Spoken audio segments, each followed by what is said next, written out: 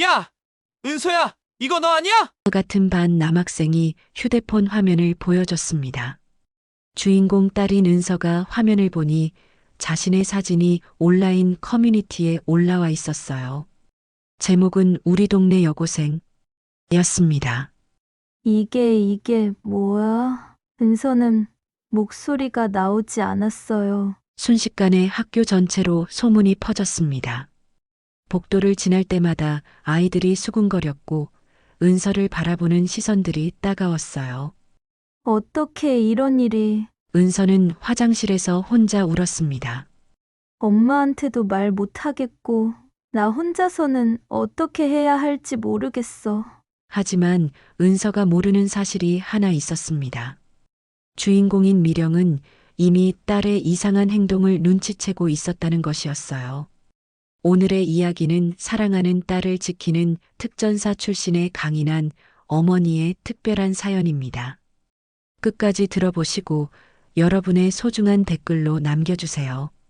구독과 좋아요도 잊지 마시고 매일 새로운 영상을 놓치지 않으려면 알림 설정까지 부탁드려요. 강미령은 새벽 5시에 일어나 분식집 문을 열었습니다. 서울 외곽 재개발 구역의 좁은 골목길, 아직 어둠이 채 거치지 않은 시간이었죠. 미령은 묵묵히 라면, 육수를 우리고 김밥 재료를 손질했습니다. 17년째 같은 일상이었어요. 엄마, 나 학교 가. 딸 은서가 교복을 입고 부엌으로 들어왔습니다. 고등학교 2학년인 은서는 엄마를 닮아 말수가 적었지만 요즘 들어 더욱 조용해진 것 같았어요. 아침 먹고 가. 미령이 계란말이를 접시에 담으며 말했습니다. 괜찮아. 늦어. 은서는 고개를 저으며 현관으로 향했어요. 미령은 딸의 뒷모습을 바라보다가 작은 한숨을 내쉬었습니다. 동네 사람들은 미령을 말수 적은 분식집 사장님이라고 불렀어요. 46세의 미령은 혼자서 딸을 키우며 17년을 이 골목에서 살았습니다. 과거 이야기는 누구에게도 하지 않았죠. 이웃들과 친하게 지내지도 않았고 특별한 친구도 없었어요. 사장님, 떡볶이 하나 주세요. 단골 할머니가 들어오셨습니다. 네, 조금만 기다리세요. 미령은 능숙하게 떡볶이를 끓이기 시작했어요. 점심시간이 지나고 오후가 되자 분식집은 한산해졌습니다. 미령은 설거지를 하면서 창밖을 바라봤어요. 재개발로 인해 하나둘씩 사라져가는 옛 건물들, 공사장 소음, 그리고 변화하는 동네의 모습들이 보였습니다. 저녁 무렵 은서가 돌아왔어요. 엄마, 나왔어. 응, 힘들었지? 저녁 먹자. 미령이 따뜻한 미소를 지으며 딸을 맞이했습니다. 두 모녀는 조용히 저녁을 먹었어요. 은서는 가끔 엄마를 힐끗 바라보곤 했습니다. 엄마는 왜 늘 혼자일까? 친구도 없고 예전 얘기도 안 하고 진짜 뭘 하던 사람이었을까? 은서는 속으로 궁금해했어요. 밤이 되자 미령은 2층 다락방으로 올라갔습니다. 그곳에는 낡은 군화 한 켤레가 있었어요. 미령은 매일 밤 그 군화에 정성스럽게 광을 냈습니다. 오래된 습관이었죠. 거실에서 텔레비전을 보던 은서는 특전사 다큐멘터리가 나오자 소리를 높였어요. 엄마, 이거 봐. 특전사 훈련하는 거야. 미령이 계단을 내려오더니 슬며시 채널을 돌렸습니다. 다른 거 보자. 왜? 재미있는데. 은서가 아쉬워했어요. 그냥 다른 걸로. 미령의 목소리는 평소보다 조금 낮았습니다. 은서는 엄마의 이상한 반응을 눈치챘지만 더 묻지 않았어요. 그날 밤 미령은 다시 다락방으로 올라가 군화를 정리했습니다. 그 군화는 20여 년 전 그녀가 특전사로 복무했을 때 신었던 것이었어요. 미령은 그 시절을 떠올리며 깊은 한숨을 내쉬었습니다. 평범한 분식집 사장님으로 살아온 17년. 하지만 그 평범함 뒤에는 아무도 모르는 과거가 숨겨져 있었습니다. 미령은 창밖을 바라보며 생각했어요. 이 평화로운 일상이 계속되기를 바라지만 세상은 호락호락하지 않지. 밤늦게 은서가 잠든 후 미령은 여전히 다락방에서 군화를 손질했습니다. 그 군화는 단순한 추억의 물건이 아니었어요. 언젠가 다시 신어야 할 날이 올지도 모른다는 것을 미령은 본능적으로 알고 있었습니다. 다음 날 오후 은서는 평소와 같이 학교를 마치고 집으로 향했습니다. 재개발 구역의 좁은 골목길은 해질 무렵이면 으스스한 분위기가 되곤 했어요. 가로등도 몇 개 고장 나 있고 공사장 때문에 우회로로 다녀야 하는 길이었죠. 야, 여기 예쁜 애 하나 지나간다. 갑자기 뒤에서 오토바이 소리가 들렸습니다. 은서가 뒤를 돌아보니 3명의 남자가 오토바이 2대에 나눠 타고 있었어요. 모두 20대 초반으로 보이는 젊은 남자들이었습니다. 학생, 잠깐만. 앞쪽 오토바이에 탄 남자가 은서 앞을 가로막았어요. 번호 좀 줘. 우리랑 친하게 지내자. 은서는 고개를 저으며 피해가려 했습니다. 죄송해요. 집에 가야 해서요. 아, 차가워라. 그냥 친하게 지내자는 건데. 남자들이 킬킬 웃으며 은서를 둘러쌌어요. 우리 삼양파 오빠들인데 이 동네는 우리가 다 관리하거든. 은서는 삼양파라는 이름을 들어본 적이 있었어요. 동네에서 가끔 문제를 일으키는 조폭 조직이라고 했죠. 가슴이 두근거리기 시작했습니다. 정말 집에 가야 해요. 은서가 다시 한번 거절하자 남자들의 표정이 변했어요. 야, 이 애가 우리를 무시하네. 뒤쪽에 타고 있던 남자가 휴대폰을 꺼냈습니다. 그럼 좋은 추억 하나 만들어줄게. 갑자기 남자가 휴대폰으로 은서의 치마 밑을 촬영하려 했어요. 은서는 깜짝 놀라 뒤로 물러났지만 이미 늦었습니다. 찍혔다, 찍혔어. 남자들이 웃으며 서로 휴대폰 화면을 보여줬어요. 이거 인터넷에 올리면 학교에서 유명해지겠는걸? 그러지 마세요. 은서가 울먹이며 소리쳤습니다. 지워주세요. 지우려면 우리랑 놀아야지. 어때? 커피라도 한잔 할래? 남자들이 더욱 끈질기게 달라붙었어요. 은서는 무서움과 분노, 그리고 수치심이 한꺼번에 밀려왔습니다. 하지만 상대는 3명이었고 이 외진 골목에는 도와줄 사람도 없었어요. 싫어요. 은서가 크게 소리치며 뛰기 시작했습니다. 야, 도망가네. 남자들이 오토바이를 타고 뒤쫓았어요. 하지만 골목길이 좁아서 오토바이로는 따라가기 어려웠죠. 은서는 숨이 차도록 뛰어서 겨우 분식집에 도착했습니다. 미령이 설거지를 하고 있다가 헐떡이며 들어오는 딸을 보고 놀랐어요. 은서야, 왜 그래? 무슨 일이야? 미령이 급히 다가왔습니다. 아, 아무것도 아니야. 그냥 뛰어와서. 은서는 거짓말을 했어요. 엄마에게 말하기가 너무 창피했습니다. 그 순간 은서의 휴대폰에 메시지가 왔어요. 모르는 번호였습니다. 메시지를 열어보니 방금 찍힌 자신의 사진이 있었어요. 예쁘게 나왔네. 학교 애들한테도 보여줄까? 은서는 휴대폰을 떨어뜨릴 뻔했습니다. 온몸이 떨렸어요. 은서야, 정말 괜찮아? 미령이 걱정스러운 목소리로 물었습니다. 응, 괜찮아. 은서는 고개를 끄덕였지만 눈물이 나올 것 같았어요. 그날 밤 은서는 잠을 이룰 수 없었습니다. 휴대폰을 확인할 때마다 새로운 메시지들이 와 있었어요. 내일 또 보자, 우리 만나서 얘기하자, 안 만나면 어떻게 될지 알지? 은서는 이불을 뒤집어 쓰고 울었습니다. 그냥 조용히 넘기고 싶었는데 내가 무너져 버렸어. 엄마한테 말할 수가 없어. 나 창피해서. 다음 날 학교에서도 은서는 제대로 집중할 수 없었어요. 친구들이 말을 걸어도 대답이 제대로 나오지 않았습니다. 그리고 점심시간에 끔찍한 일이 벌어졌어요. 야, 은서야. 이거 너 아니야? 같은 반 남학생이 휴대폰 화면을 보여줬습니다. 은서가 화면을 보니 자신의 사진이 온라인 커뮤니티에 올라와 있었어요. 제목은 우리 동네 여고생 키읔키읔이었습니다. 이게 뭐야? 은서는 목소리가 나오지 않았어요. 순식간에 학교 전체로 소문이 퍼졌습니다. 복도를 지날 때마다 아이들이 수군거렸고 은서를 바라보는 시선들이 따가웠어요. 어떻게 이런 일이? 은서는 화장실에서 혼자 울었습니다. 엄마한테도 말 못하겠고 나 혼자서는 어떻게 해야 할지 모르겠어. 하지만 은서가 모르는 사실이 하나 있었습니다.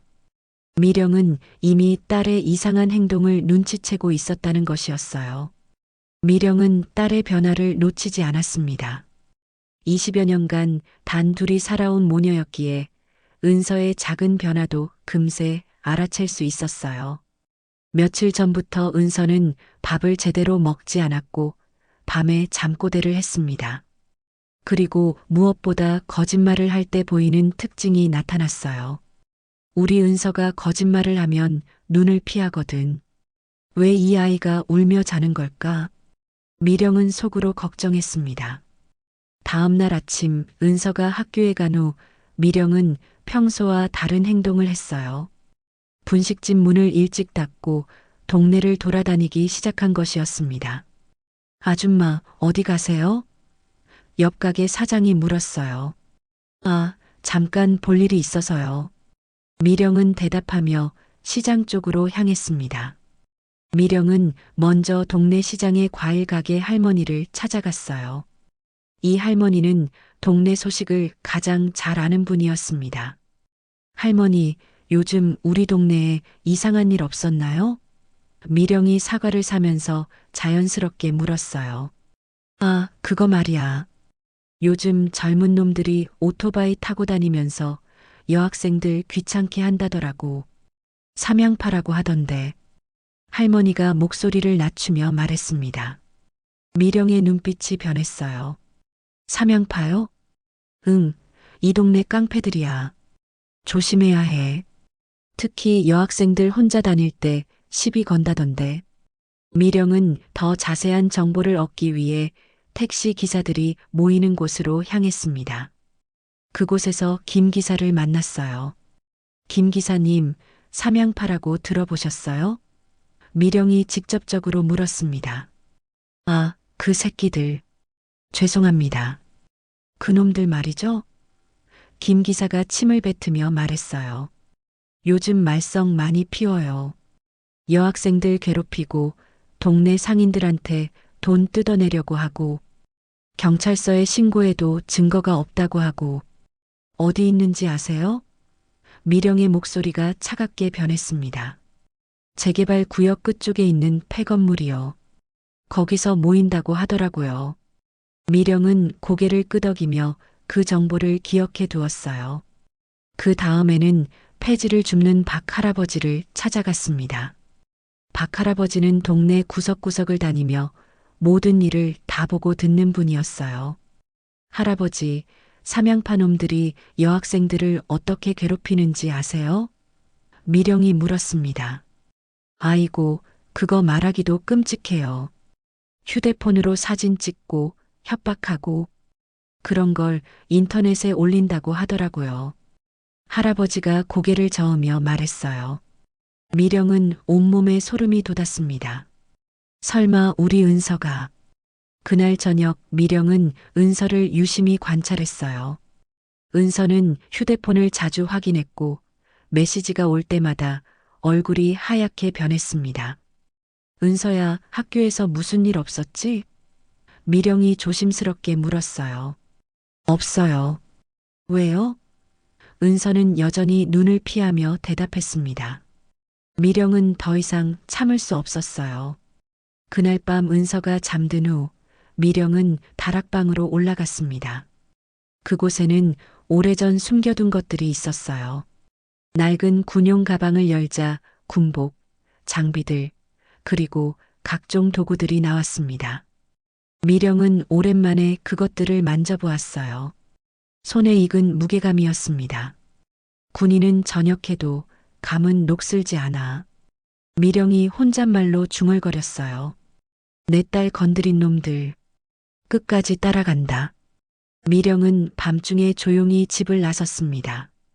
재개발 구역 끝쪽 폐건물을 향해 걸어갔어요. 어둠 속에서도 미령의 걸음은 흔들리지 않았습니다. 특전사 시절의 감각이 되살아나고 있었어요. 폐건물 근처에 도착하자 오토바이 소리가 들렸습니다. 미령은 그림자 속으로 숨어 상황을 지켜보았어요. 젊은 남자 서너 명이 오토바이를 타고 와서 건물 안으로 들어갔습니다. 미령은 건물 주변을 돌며 내부 구조를 파악했어요. 2층 창문으로 들어가는 경로, 비상 출구의 위치, 그리고 적들의 숫자까지 모든 것을 머릿속에 그려 넣었습니다. 내일 더 자세히 살펴봐야겠어. 미령은 속으로 다짐했습니다. 그런데 그때였습니다. 건물 안에서 웃음소리가 들렸어요. 야, 그 여고생 사진 봤어? 완전 핫하던데. 맞아, 학교에서 완전 유명해졌다더라. 이제 우리 말 안 들을 수 없을걸? 미령의 주먹이 저절로 쥐어졌습니다. 딸의 일이 맞았어요. 그 순간 미령의 마음속에서 무언가 타오르기 시작했습니다. 20여 년간 묻어두었던 특전사의 본능이 깨어나고 있었어요. 미령은 조용히 집으로 돌아와 다락방에서 장비들을 정리했습니다. 오래된 쌍안경, 카메라, 그리고 기타 정찰 장비들을 챙겼어요. 내일부터 본격적인 정보 수집을 시작할 계획이었습니다. 내 딸을 괴롭힌 놈들, 어떤 놈들인지 똑똑히 알아보자. 미령의 눈빛에는 차가운 분노가 담겨 있었습니다. 미령은 그날 밤 거의 잠을 이루지 못했어요. 머릿속에서는 이미 작전 계획이 세워지고 있었습니다. 특전사 출신의 본능이 완전히 깨어난 것이었어요. 다음 날부터 미령의 일상은 완전히 달라졌습니다. 겉으로는 평범한 분식집 사장님이었지만 은서가 학교에 간 후에는 전혀 다른 사람이 되었어요. 미령은 다락방에서 꺼낸 소형 카메라와 쌍안경을 가지고 삼양파의 아지트 주변을 정찰했습니다. 첫째 날 미령은 폐건물 맞은편 공사장에 숨어서 하루 종일 관찰했어요. 오토바이를 타고 드나드는 사람들의 숫자, 시간대별 활동 패턴, 그리고 누가 리더인지까지 파악했습니다. 특전사 시절 익힌 정찰 기술이 고스란히 살아나고 있었어요. 총 7명, 나이는 20대 초중반. 리더급은 키 큰 놈과 문신 있는 놈. 미령은 수첩에 꼼꼼히 기록했습니다. 둘째 날에는 더 가까이 접근했어요. 건물 뒤편으로 돌아가서 창문 너머로 내부를 촬영했습니다. 그곳에는 컴퓨터와 각종 촬영 장비들이 있었어요. 그리고 벽에는 여러 여학생들의 사진이 붙어 있었습니다. 이 새끼들이. 미령은 이를 악물었습니다. 은서의 사진도 그곳에 있었어요. 하지만 은서는 엄마의 이런 활동을 전혀 눈치채지 못했습니다. 학교에서는 여전히 고통스러운 시간이 계속되고 있었거든요. 복도를 지날 때마다 아이들의 시선이 따가웠고 온라인에는 계속해서 악성 댓글들이 달렸어요. 은서야, 괜찮아? 친구 지연이가 걱정스럽게 물었습니다. 응, 괜찮아. 은서는 거짓말을 했어요. 전혀 괜찮지 않았지만 누구에게도 말할 수 없었습니다. 그런 가운데 또 다른 사건이 벌어졌어요. 셋째 날 저녁 은서가 집에 돌아오는 길에 다시 그 남자들을 만난 것이었습니다. 야, 우리 스타 등장. 오토바이를 탄 남자들이 은서를 둘러쌌어요. 인터넷에서 완전 유명하더라. 조회수 대박이야. 제발 그만해주세요.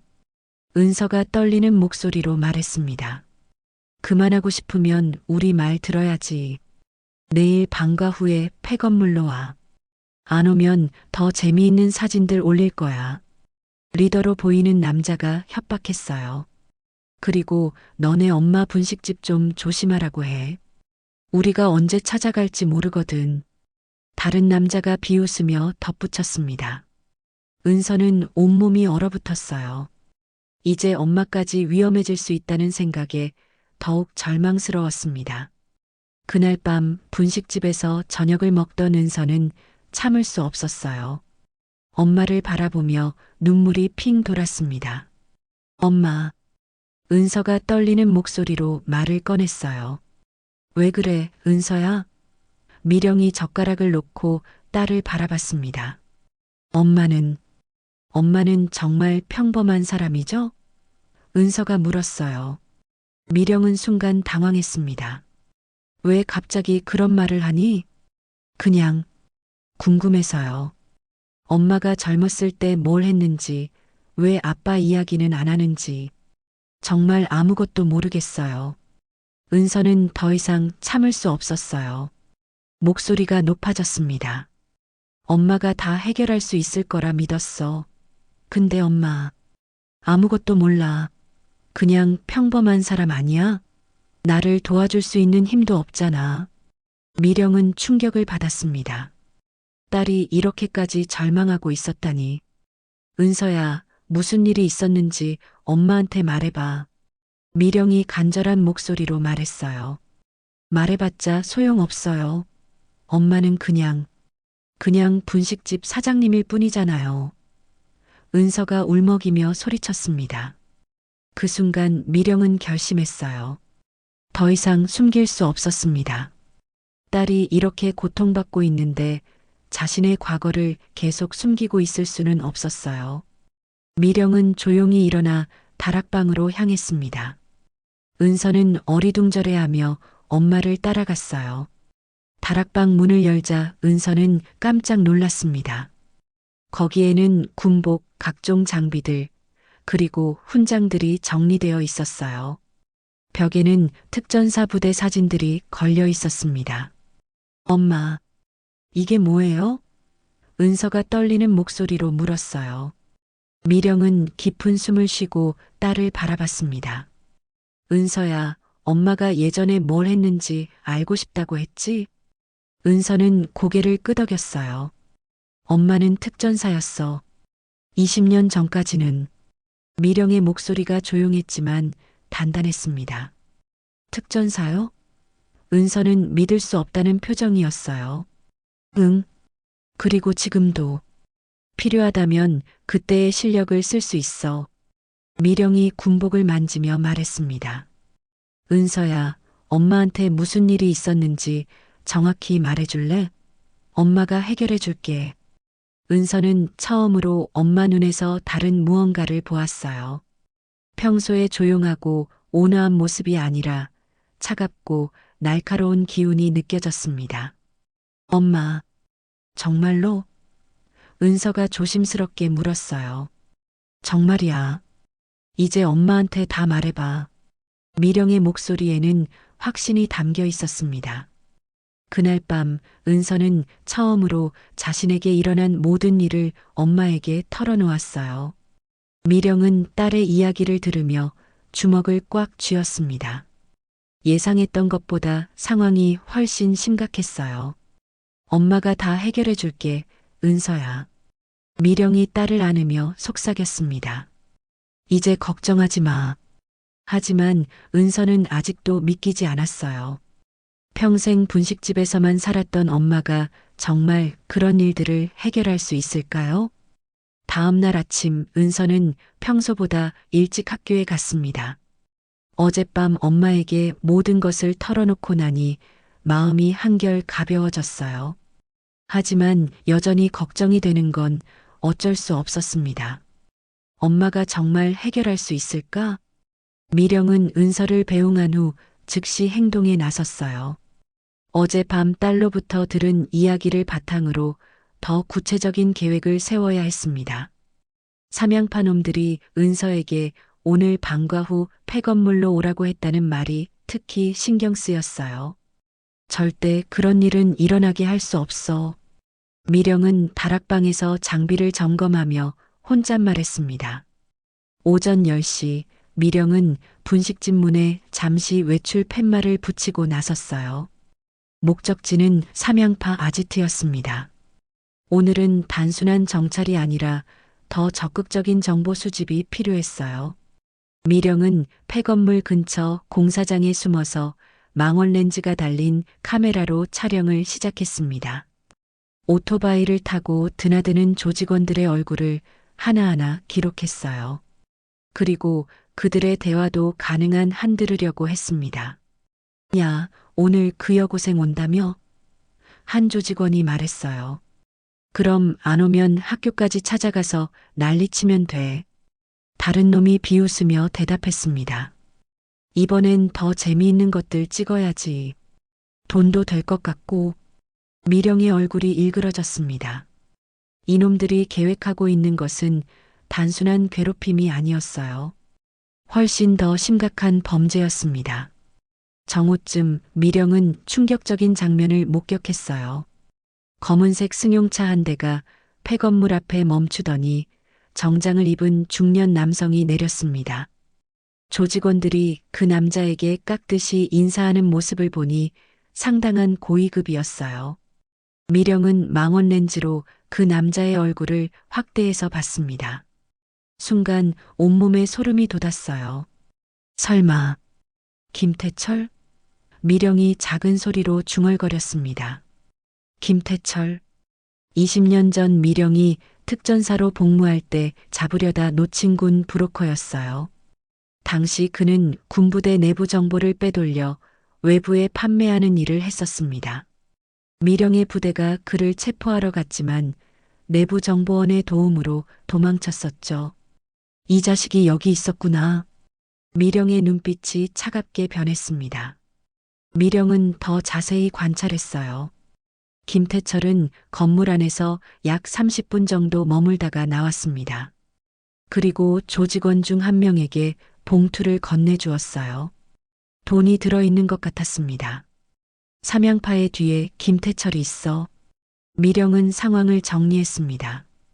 단순한 동네 깡패들이 아니야. 오후 2시 미령은 서둘러 분식집으로 돌아왔어요. 은서가 학교에서 돌아오기 전에 대책을 세워야 했습니다. 하지만 분식집에 도착했을 때 예상치 못한 상황이 벌어져 있었어요.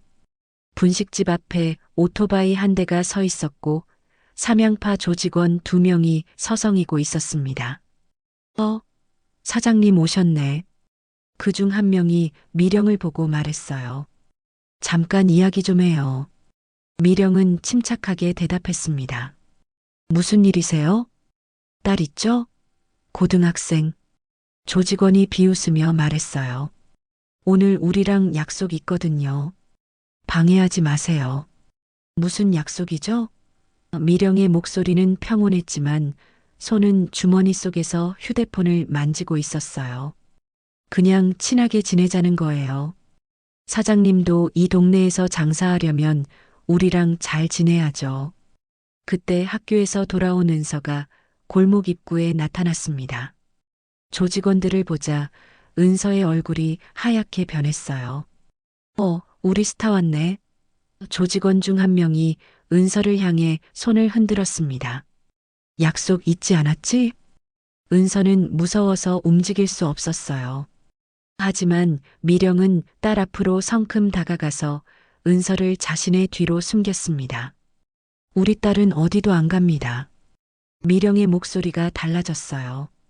평소의 온화함은 사라지고 차가운 기운이 흘렀습니다. 사장님이 상황 파악을 못하시네. 조직원들이 위협적으로 다가왔어요. 여기서 장사 계속하고 싶으면 우리 말 들어야 해요. 그럼 장사 안 하면 되겠네요. 미령이 담담하게 말했습니다. 조직원들은 당황했어요. 보통 사람들은 이런 협박에 겁을 먹고 굴복하는데 이 여자는 너무 침착했거든요. 사장님, 우리가 누군지 알아요? 삼양파라고. 알고 있어요.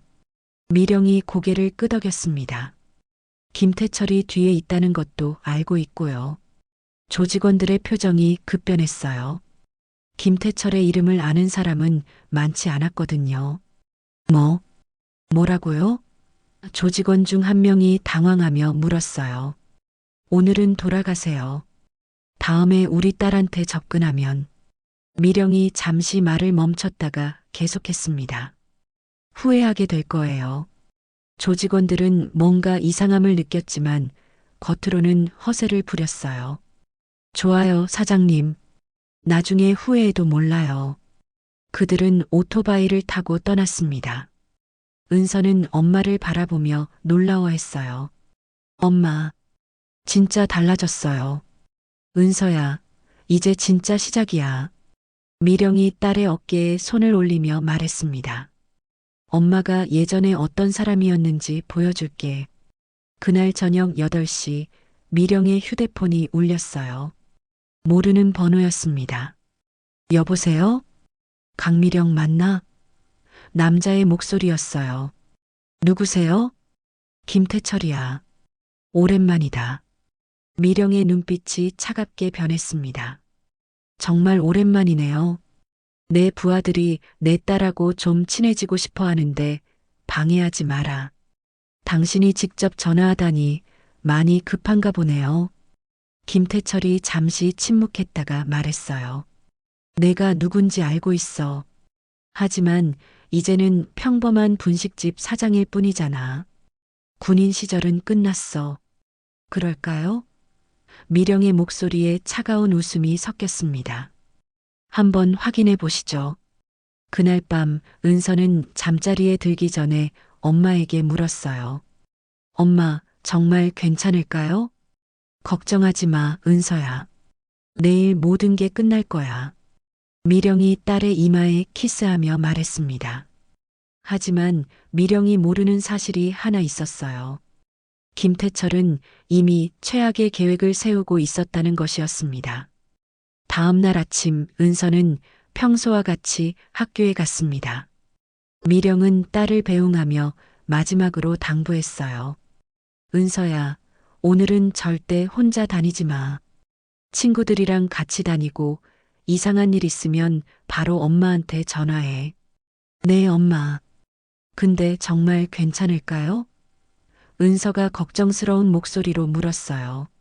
믿어, 은서야. 엄마가 다 해결할게. 미령이 딸의 어깨를 토닥이며 말했습니다. 은서가 학교에 간 후 미령은 다락방으로 올라가 오래된 수첩을 꺼냈어요. 그 안에는 20년 전 특전사 시절의 연락처들이 적혀 있었습니다. 미령은 한 번호를 찾아 전화를 걸었어요. 여보세요? 남자의 목소리가 들렸습니다. 박 중사님, 저 강미령입니다. 잠시 침묵이 흘렀다가 놀란 목소리가 들렸어요. 미령이? 정말 미령이야? 얼마만이야? 박 중사는 미령과 같은 부대에서 정보 담당을 했던 동기였어요. 전역 후에는 사설 정보회사를 운영하고 있었습니다. 중사님, 급한 일이 있어서 연락드려요.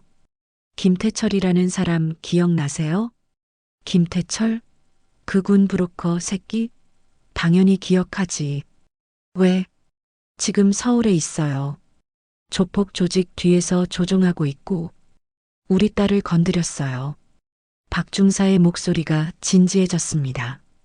미령아, 김태철은 만만한 상대가 아니야.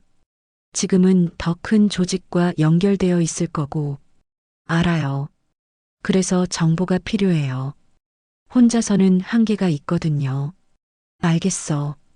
오늘 안으로 김태철과 삼양파에 대한 모든 정보를 보내줄게. 그런데 미령아, 정말 조심해.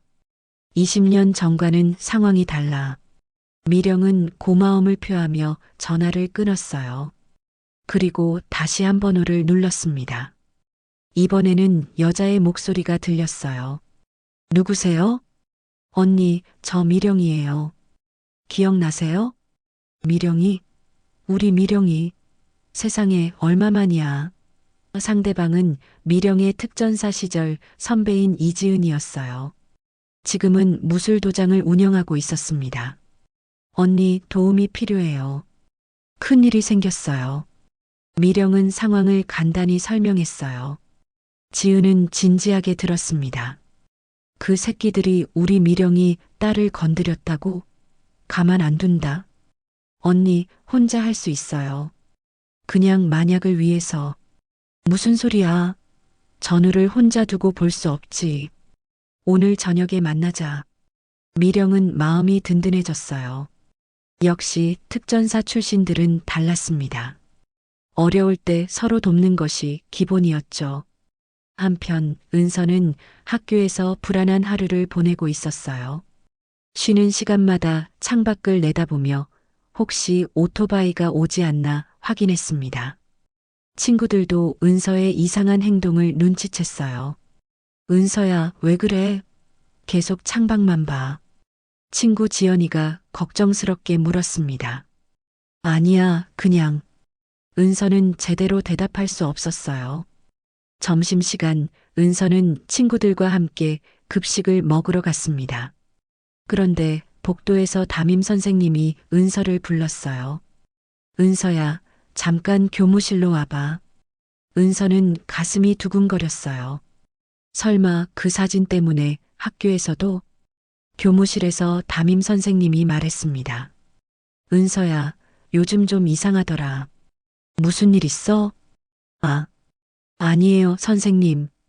혹시 온라인에서 문제가 생겼니? 요즘 그런 일들이 많아서.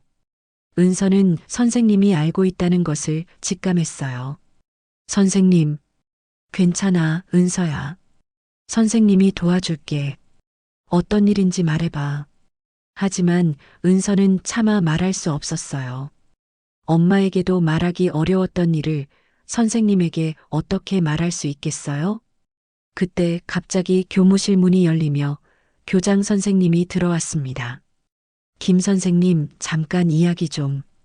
은서는 그 틈을 타서 교무실을 나왔어요. 복도를 걷는데 휴대폰이 울렸습니다. 모르는 번호였어요. 여보세요? 은서야, 나야. 기억나지? 삼양파 조직원의 목소리였습니다.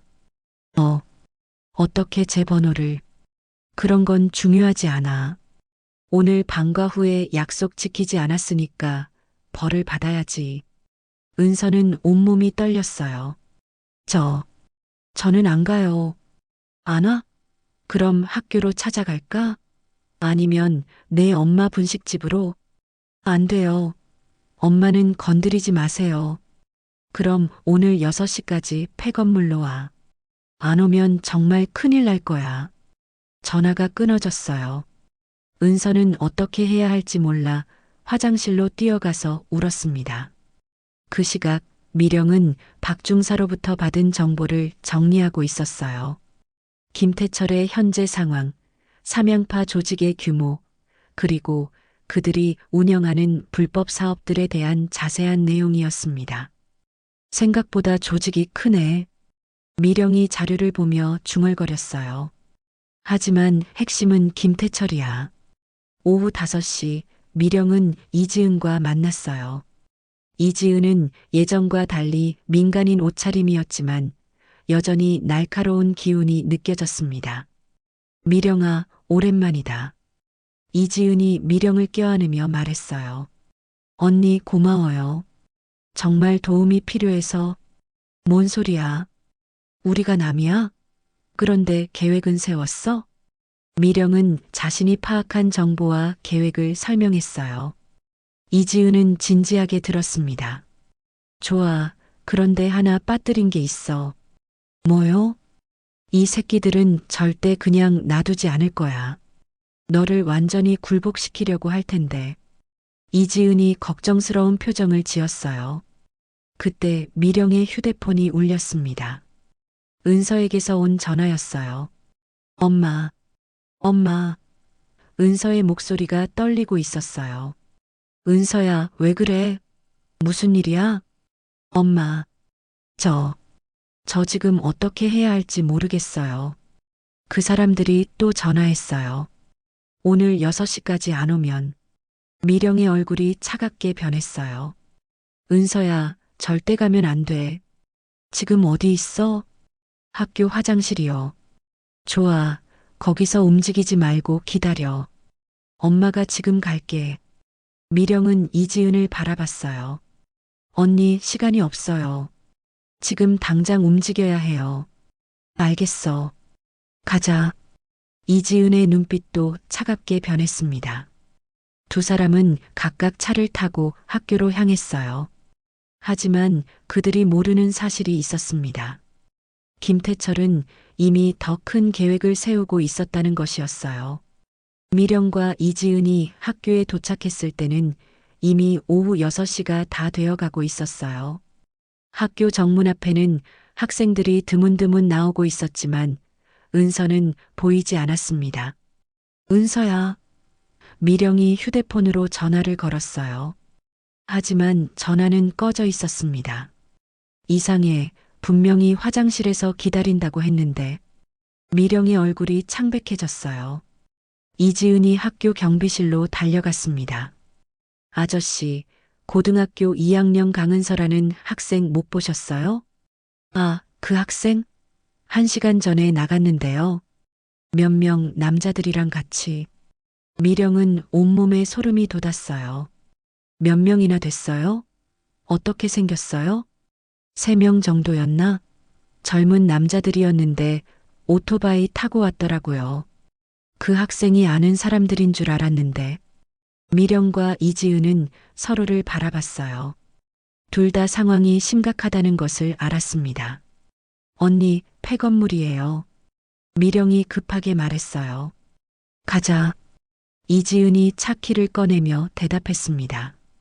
두 사람은 각자 차를 타고 폐건물로 향했어요. 가는 길에 미령은 과거를 떠올렸습니다. 20년 전 북한 장교 탈북 작전 중에 모든 팀원을 잃었던 그날을 말이에요. 그때 미령은 팀장이었습니다. 완벽한 계획이었고 모든 준비가 끝나 있었어요. 하지만 내부 정보가 새어나가면서 작전은 실패했고 미령을 제외한 팀원 4명이 모두 죽었습니다. 내 잘못이었어. 미령은 그때의 기억에 괴로워했어요. 내가 팀장이었는데 내가 모두를 지키지 못했어. 저녁 후 미령은 자신에게 약속했습니다. 폭력은 안 돼. 다시는 누굴 다치게 하지 않겠어. 아이 앞에서는 더더욱. 그래서 17년간 평범한 분식집 사장님으로 살았던 것이었어요. 하지만 지금은 달랐습니다. 딸을 위해서라면 그 선을 넘을 수밖에 없었어요. 군번줄은 벗었지만 엄마라는 이름으로 다시 목에 걸었다. 미령이 혼잣말로 중얼거렸습니다. 폐건물에 도착했을 때는 해가 완전히 져서 어둠이 내려앉고 있었어요. 건물 주변에는 오토바이 3대가 세워져 있었고 2층 창문에서 불빛이 새어나오고 있었습니다. 미령과 이지은은 차에서 내려 건물 뒤편으로 돌아갔어요. 특전사 시절의 감각이 되살아났습니다. 두 사람은 수신호로 소통하며 건물을 정찰했어요. 건물 뒤편 창문을 통해 내부를 들여다보니 충격적인 광경이 펼쳐져 있었습니다. 은서를 포함해서 4명의 여학생이 의자에 묶여 있었고 앞에는 촬영 장비들이 설치되어 있었어요. 조직원들이 카메라를 조작하며 뭔가를 준비하고 있었습니다. 생중계 준비하는 것 같아. 이지은이 작은 소리로 속삭였어요. 미령은 주먹을 꽉 쥐었습니다. 딸의 고통스러운 표정을 보니 이성을 잃을 것 같았어요. 언니, 계획 바뀌어요. 지금 당장 들어가야 해요. 미령아, 침착해. 상대가 몇 명인지 먼저 파악하자. 두 사람은 건물을 한 바퀴 돌며 정확한 상황을 파악했어요. 조직원은 총 5명, 그리고 김태철도 있었습니다. 모두 1층과 2층에 나뉘어 있었어요. 1층에 3명, 2층에 김태철과 1명 더. 미령이 상황을 정리했습니다. 좋아, 나는 1층으로 들어갈게. 너는 2층으로. 언니 위험해요. 혼자서는. 뭔 소리야.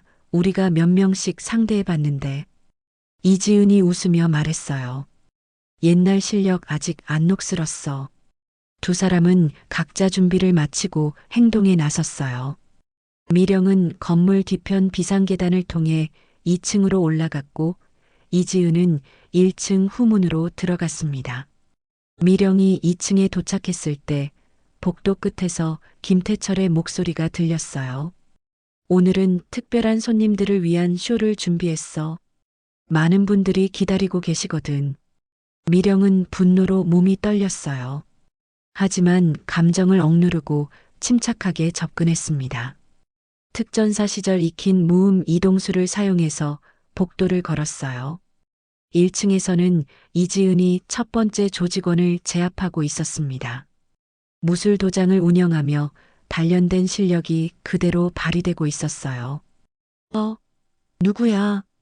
두 번째 조직원이 이지은을 발견했지만 이미 늦었습니다. 이지은의 빠른 움직임에 속수무책으로 당했어요. 위층에서 소음이 들리자 김태철이 의심스러워했어요. 야, 아래 가서 뭐 하는지 보고 와. 조직원 한 명이 계단으로 내려가려는 순간 미령이 나타났습니다. 어디가? 미령의 목소리는 차갑기 그지없었어요. 조직원은 깜짝 놀라 뒤로 물러났습니다. 누구야? 강은서의 엄마. 미령이 한 걸음씩 다가갔어요. 그때 김태철이 미령을 보고 웃었습니다.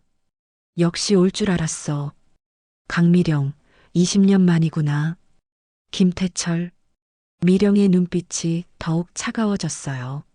내 딸 정말 예쁘더라. 아빠를 닮았나?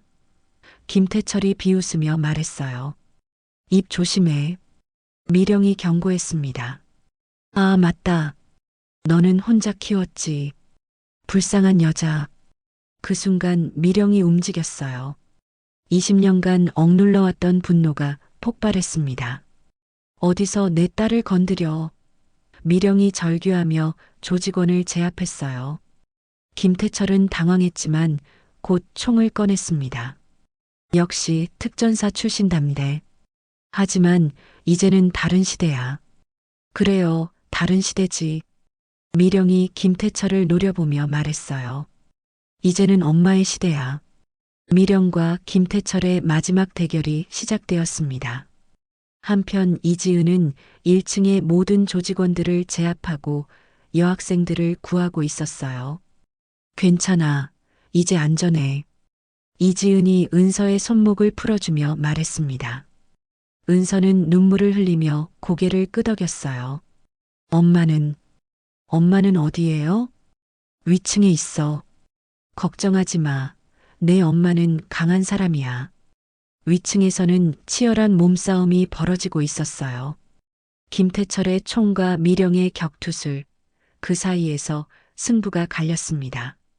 2층에서 벌어진 김태철과 미령의 대결은 치열했습니다. 김태철이 총을 겨누었지만 미령은 이미 그의 옆으로 파고들어 있었어요. 특전사 시절 익힌 근접 전투 기술이 완벽하게 되살아났습니다. 20년 전처럼 또 도망칠 거야? 미령이 김태철의 손목을 붙잡으며 말했어요. 이번에는 다르다. 김태철이 발버둥 쳤지만 미령의 제압술 앞에서는 속수무책이었습니다. 두 사람이 몸싸움을 벌이는 동안 총이 바닥에 떨어졌어요. 미령은 재빨리 그것을 발로 차서 멀리 보냈습니다. 역시 넌 아직도 군인이네. 김태철이 숨을 헐떡이며 말했어요. 가족 건드리면 뭐든지 다 하겠지. 아니. 미령이 김태철을 바닥에 제압하며 차갑게 말했습니다. 난 이제 엄마야. 군인은 규칙을 지키지만 엄마는 목숨을 걸어. 그 순간 경찰 사이렌 소리가 들렸어요. 이지은이 여학생들을 구한 후 신고한 것이었습니다. 끝났어, 김태철. 미령이 마지막으로 말했습니다. 1층에서 이지은이 올라왔어요. 미령아, 괜찮아? 응, 끝났어. 미령은 드디어 긴장을 풀었습니다. 경찰들이 건물에 들이닥쳤고 김태철과 조직원들은 모두 체포되었어요.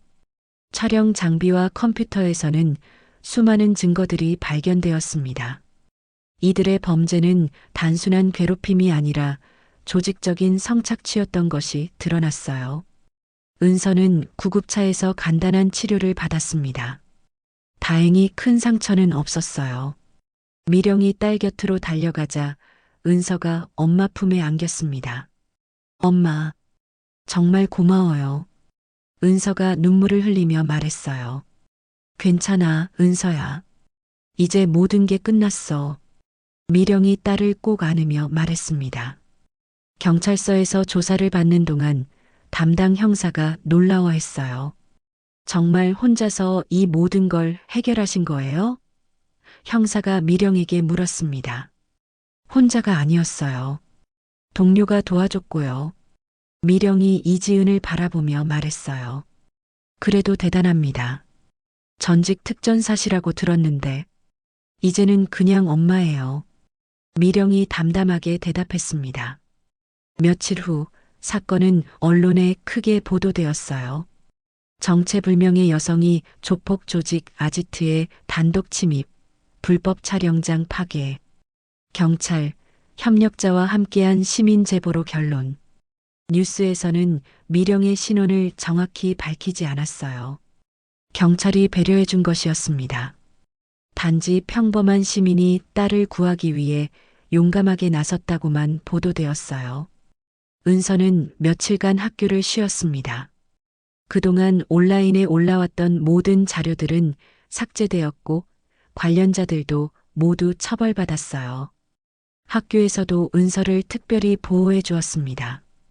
일주일 후 은서가 학교에 다시 나갔어요. 처음에는 걱정이 많았지만 생각보다 아이들의 반응이 좋았습니다. 은서야, 괜찮아? 친구 지연이가 걱정스럽게 물었어요.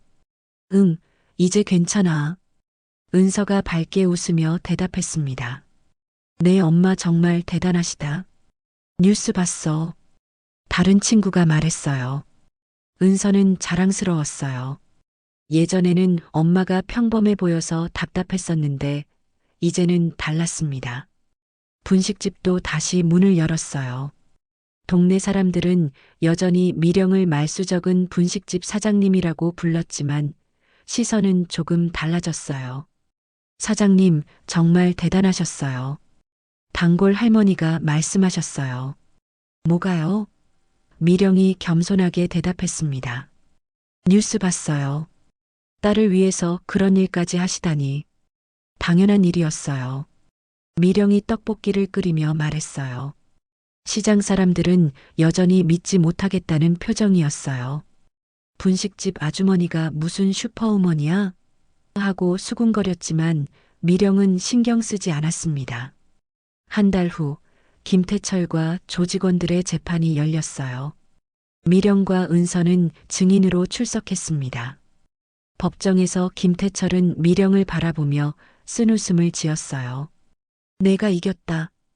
김태철이 작은 소리로 말했습니다. 당연해요. 미령이 차갑게 대답했어요. 엄마를 건드렸으니까요.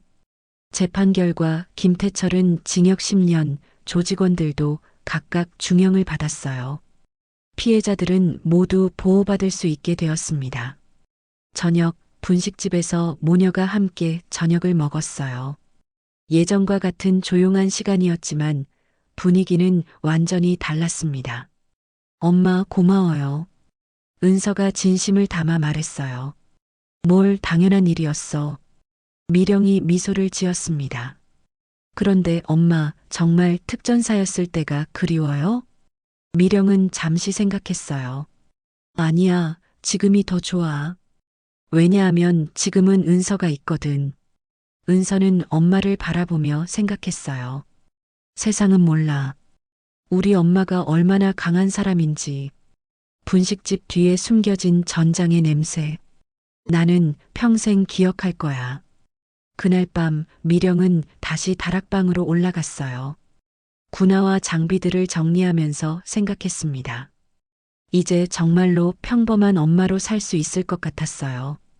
창밖으로 보이는 동네는 여전히 재개발이 진행 중이었어요. 변화하는 것들도 있고 그대로인 것들도 있었습니다. 하지만 미령에게는 더 이상 중요하지 않았어요. 은서는 자신의 방에서 일기를 썼습니다. 오늘부터 새로운 시작이다. 엄마가 있는 한 나는 무서울 게 없다. 분식집의 불이 하나둘 꺼져갔어요. 조용한 골목에는 다시 평화가 찾아왔습니다. 하지만 이제 그 평화는 더욱 소중했어요. 지켜낸 평화였으니까요. 미령은 마지막으로 군화를 정리하며 속으로 다짐했습니다. 이제 정말로 평범한 엄마로 살자. 하지만 필요하다면 언제든지 다시 신을 수 있어. 엄마의 사랑은 그 어떤 것보다 강했습니다. 그리고 그 사랑으로 지켜낸 일상은 그 무엇보다 소중했어요.